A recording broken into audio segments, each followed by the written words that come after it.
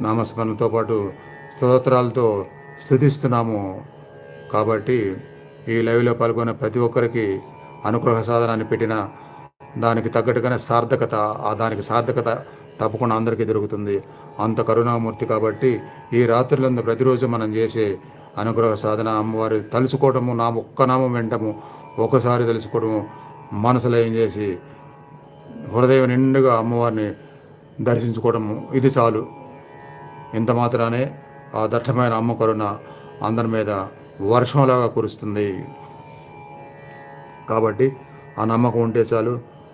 ఒకరోజు కాకపోతే రెండో రోజు కాకపోతే మూడో రోజు, ఒక్కొక్కరికి అందరికీ మీకు ఆ కరుణ వలన మీరు ఇంత నమ్మకంతో ఈ సాధనలోకి వస్తున్నందువలన తప్పకుండా మీకు మంచి జరుగుతుంది.